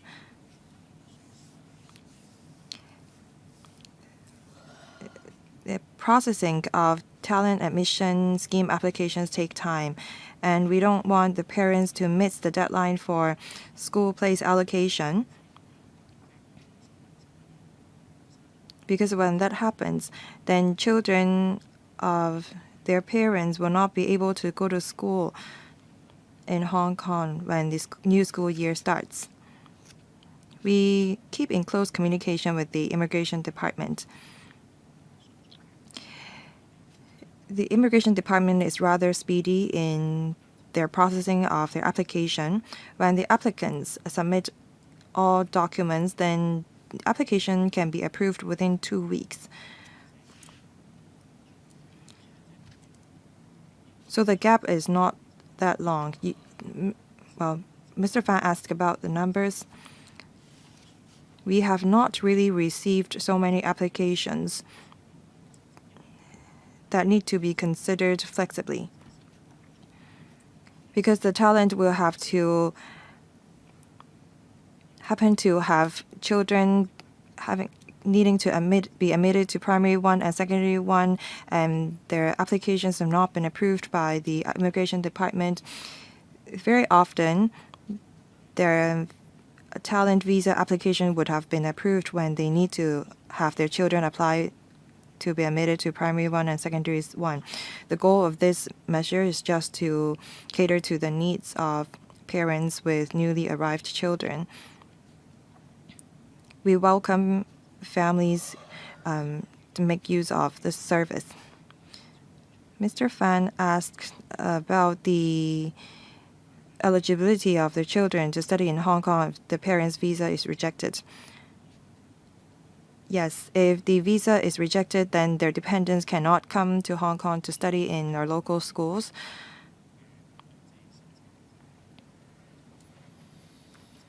We will withdraw the student's application from the school place allocation system. Thank you. Mr. Ng Kit. Thank you, Undersecretary. I'd like to thank the Education Bureau for offering comprehensive support for newly arrived children. They have this school-based support scheme grant to offer help and assistance to many families. I have some questions. I'd like to ask about parent education. We attach a lot of importance to homeschool cooperation in Hong Kong. We have many dependents coming to Hong Kong under various schemes. The Education Bureau talked about parent education. I wonder if they can offer us more information. What are we teaching our parents? What is the effectiveness of your education? In fact, many parents coming from the mainland don't really understand about the education system here, and that gave rise to much conflicts. Thank you. Undersecretary. Thank you, Mr. Ng. You asked about parent education and how we offer information to parents of newly arrived children. First, before the students is admitted to local schools, as I mentioned, well, we have many different types of schools in Hong Kong under different subsidy mode offering different kinds of curricula. We have stepped up promotion for parents coming from the mainland. As I said, they can visit our regional education offices. We provide them with sufficient information so that they can make an informed choice. They can choose the right school for their children to avoid any mismatch. After the children has arrived in Hong Kong, they may come across different problems on, say, for example, language learning, because they need to learn Cantonese. And this may be a challenge for newly arrived children. Some of their parents don't speak Cantonese either.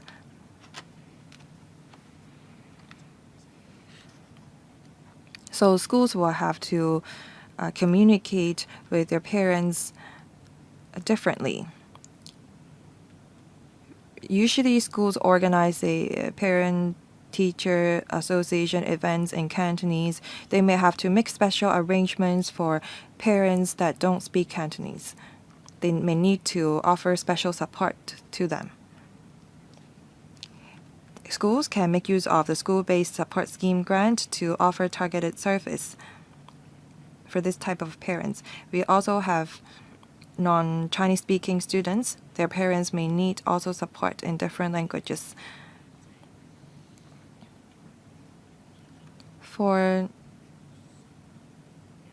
newly arrived children that have come for quite some time, they may have to make arrangements on different areas. We teach their parents. We have a targeted education for parents of different stages. Their children may be in lower senior primary schools or lower or senior secondary schools. We make specific arrangements in accordance to the school year of their children. We ask parents to actively participate in the activities arranged by schools so that there can be enhanced interactions between the two. Apart from learning related activities, we offer training or events on parenting skills. We also have this parent education website, Smart Parent Net. In our activities, we see parents from different backgrounds, including parents of newly arrived children. We hope to continue to organize more events in the future. Thank you. Next, Mr. Chu Lai. Thank you. We want to develop Hong Kong into an international hub for high-caliber talents. In order for talents to stay behind, we need to make sure that their children can receive quality education. So we need to work on support for newly arrived children. I need some figures. I wonder if you have the number of children of talents coming from talent admission scheme enrolling in local schools, and how many students have participated in initiation and induction programs. And I wonder if there is any follow-up survey on graduates from these programs to see if they actually can adapt to the schools in Hong Kong. Thank you. Mr. Chu asked about some figures. According to the data provided by relevant department, starting from 2023, January 1st to 31st of December last year, there were altogether 241,000 dependents coming from Hong Kong. That's coming to Hong Kong, including 143,000 unmarried dependent children aged below 18. As they are aged below 18, they are school-aged teenagers or children.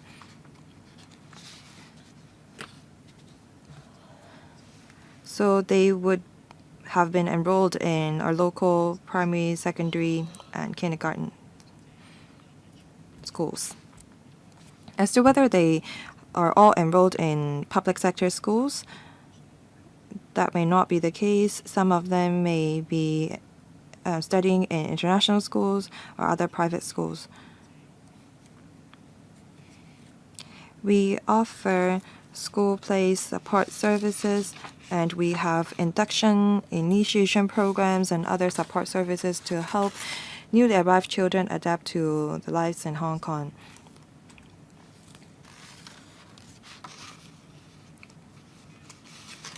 So that they can get used to the lives in local schools. You asked about figures relating to initiation program. In 2024-25 school year, there were altogether 518 students having enrolled in the program. In the same year, there were altogether 1,437 students enrolling in induction program.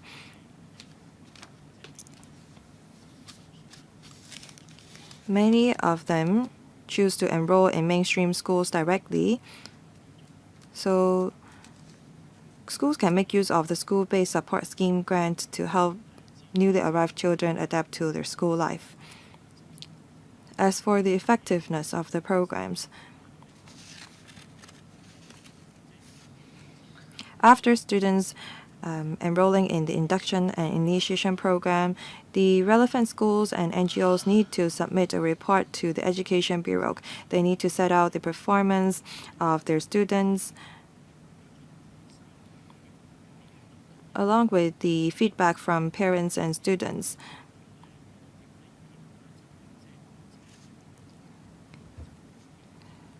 We understand that different stakeholders are very positive about these induction and initiation programs. So we believe that these programs and some school-based courses offered are helpful. Thank you. 多謝主席。 Next, Mr. Jonathan Lang. Thank you, Chair. In attracting talents, the government also wants not just them working without worry in Hong Kong, we also want the same for their children. The Education Bureau has launched many measures to help newly arrived children to adjust. We have actually received quite positive feedback from mainland parents. Now, the problem is with paragraph 14 on information dissemination. Many of the relevant information is provided by e-documents websites, and they will be distributed at, say, control points. But can we go through the immigration department to those who have applied for talent ambition schemes so that they can acquire such materials more conveniently and quickly? We also note that on Xiaohongshu about education in Hong Kong, there is much information, some real, some fake. Some even said the information came from the Education Bureau while being fake. It really confuses parents.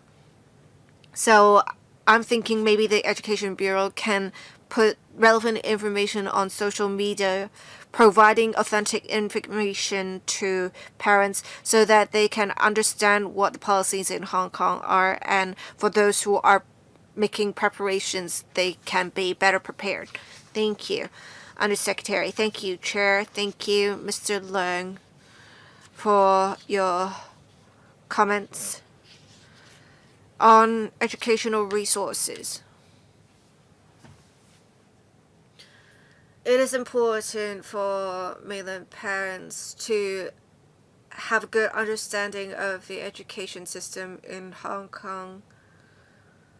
We have different official and professional websites providing official channels for parents to find out more about the most up-to-date and definitely accurate information. We have already been working with Immigration Department to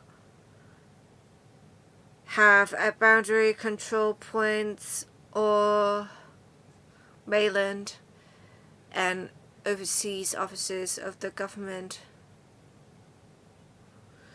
to promote the study in Hong Kong brand. We also set up a task force on study in Hong Kong so that for new policies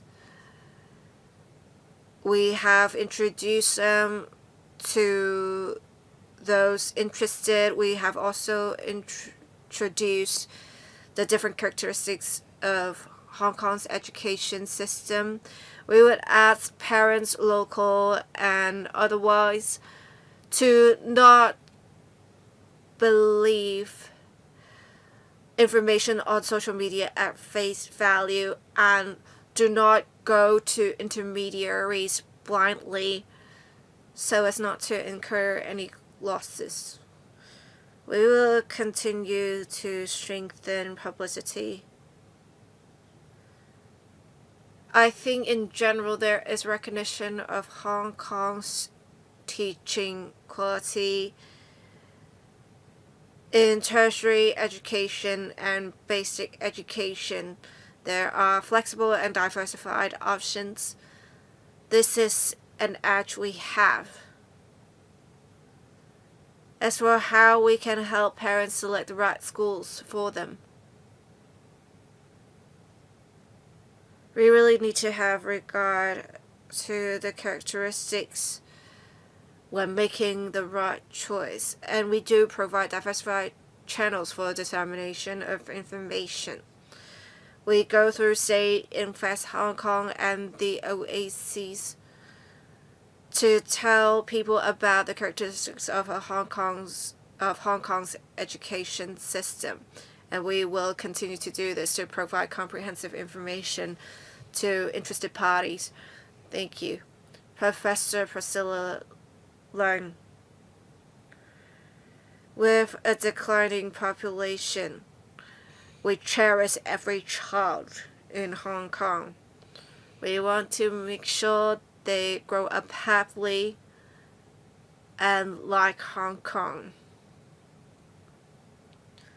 There are different news and information online, positive and negative.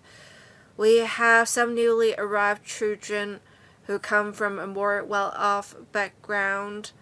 There are also those coming to Hong Kong because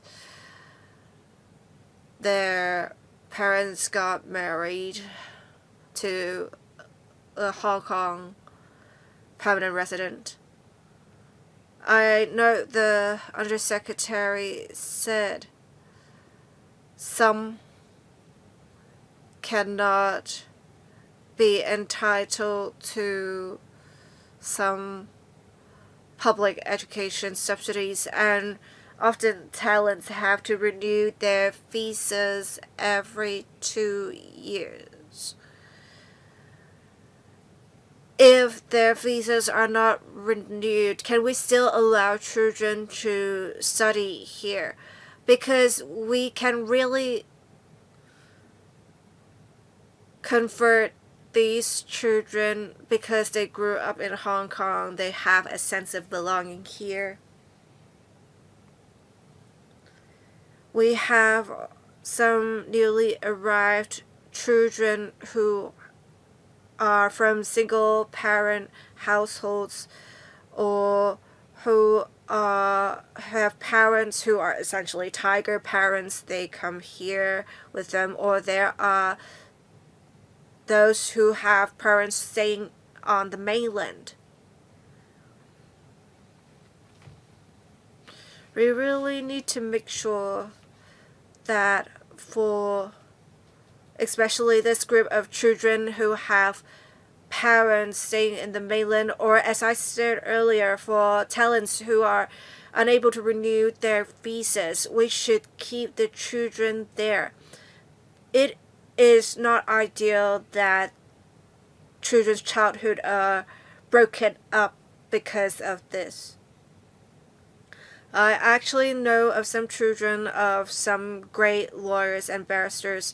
They don't speak English or Cantonese, but now they have adjusted well. We need to make sure we prevent bullying from happening, because when they are bullied, it would ruin everything. Actually, I think we can set up a body to provide scholarships or some to newly arrived children. Actually, some have already received scholarships from a relevant body, and they have gone on to become different professionals. This is a way we can retain the children. Thank you, Undersecretary. Thank you, Chair. Thank you, Professor Leung. We agree with Professor Leung. We cherish every child in Hong Kong as we see a declining population. With more newly arrived children, it has really enriched our population. For children who have parents staying on the mainland, they did not study in Hong Kong before. There are also those who are children of talents.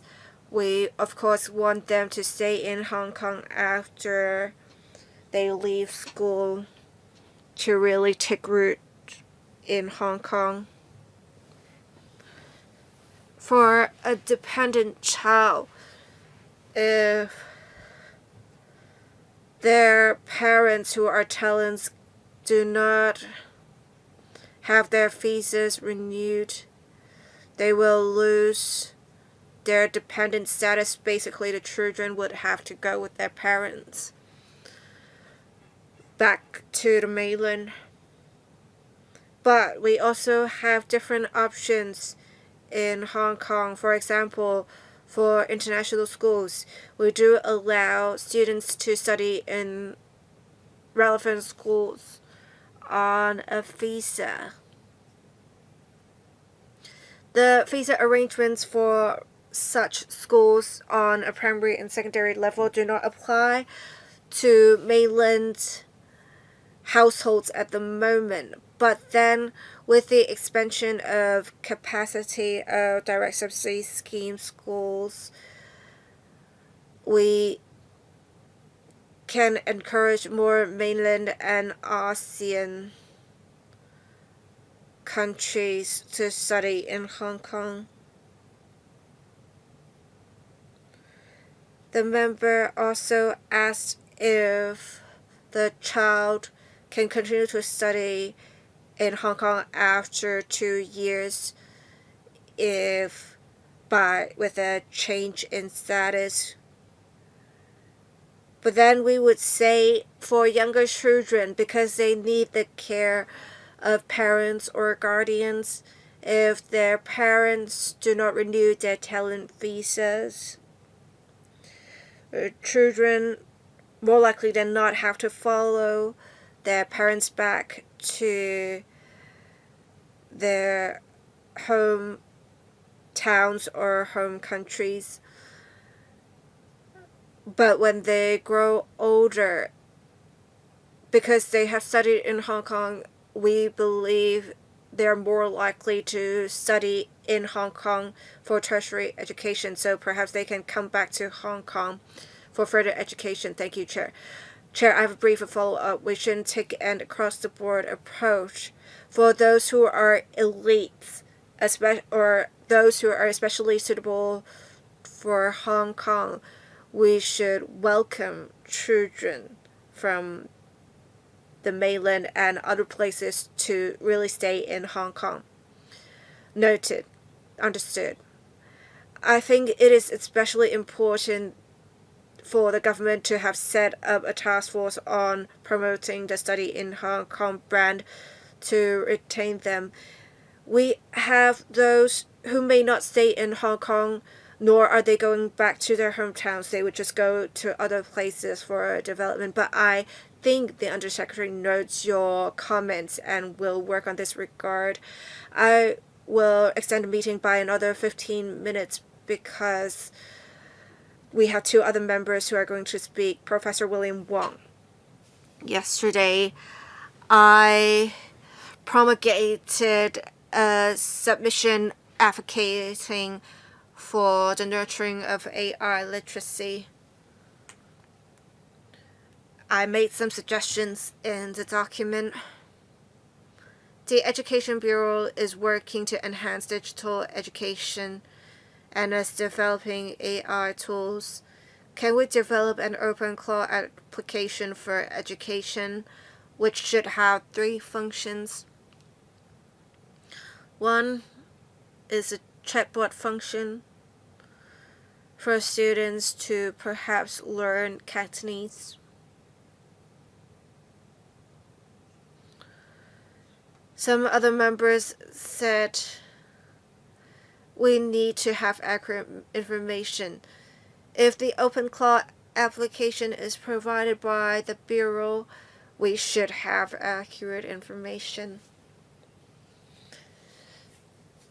Third, through the open cloud application, we can perhaps track the learning progress of students to provide more tailored support to students. It is important for students to learn English and Cantonese, otherwise it can really impact their future education. That's my comment. Thank you. 多謝主席，亦都 Undersecretary, Thank you, Chairman. I thank Professor Wong for his suggestion.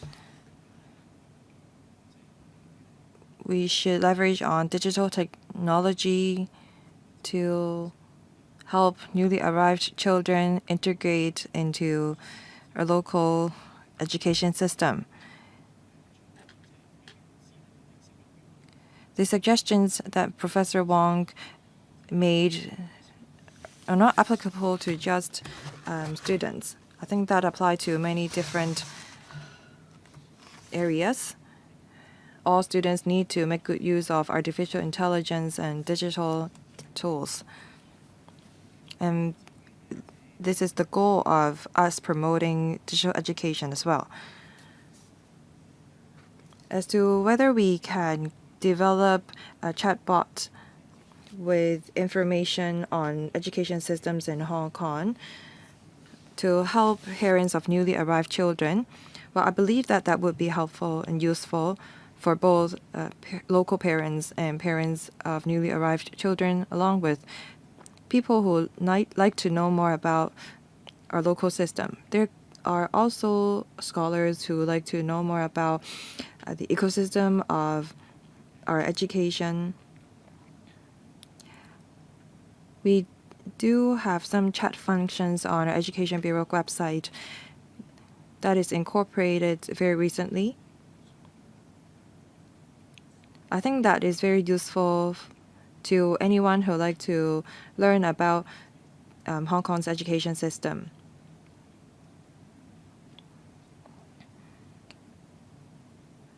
We will consider suggestions made by Professor Wong as we promote digital education, and I believe that will benefit not just parents of not just newly arrived children, but everyone. Mr. Dan, it's my turn. This term of the government has been trying to draw for talents. We're trying to develop Hong Kong into an international education hub. We've talked about building a study in Hong Kong brand, and a dedicated task force been set up for that. I've come across parents who are top talents. Many of them studied in Hong Kong, and after they graduate, they join the ING plan. They said that they prefer joining this scheme because they want to know more about Hong Kong by studying here for a year, and by that they will learn more about our local education system. There is a group of some 1,000 such graduates. They keep telling good stories of Hong Kong. There are children with parents who are not Hong Kong resident. And there are children with just one parent being a Hong Kong resident. And I think that we need to provide more resources to help them. I believe that there will be more and more newly arrived children coming from mainland or other places. They are crucial to our development. I wonder if the Education Bureau will identify certain primary and secondary schools in all 18 districts so that they can recruit specifically newly arrived children. If we have a larger group of newly arrived children in certain schools, that will facilitate their integration. And if a school have more newly arrived children, then they can offer better support. Maybe perhaps we can identify one primary and one secondary school in each district so that parents can identify these schools more easily, and that will facilitate our support. Undersecretary. Thank you, Chairman, for your suggestions. Your analysis was correct. After coming to Hong Kong to study for a year, people would know more about our society. And they may stay here for good by leveraging on other schemes. It takes time to adapt to a new environment.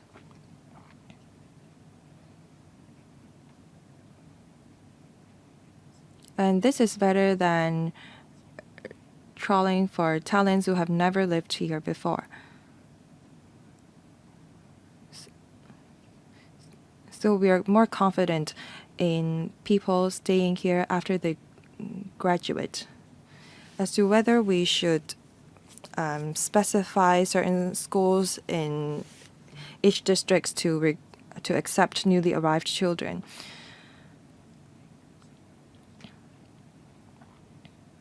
We need to offer an inclusive environment for newly arrived children, and that will facilitate their integration into our community. Many members talked about learning Cantonese. I think that a Cantonese environment is essential. If we, in the same school we have too many students not speaking Cantonese, then it's difficult for us to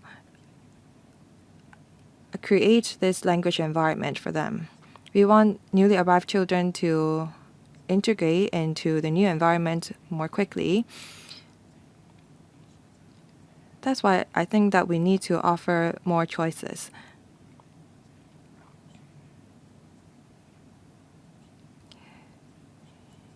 Different children may have different needs.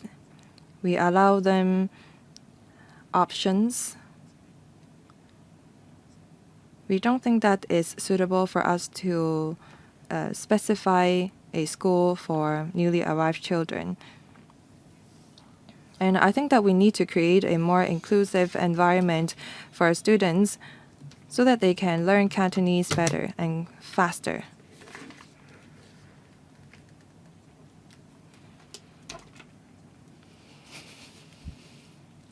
I think that we can encourage cooperation and exchanges among schools.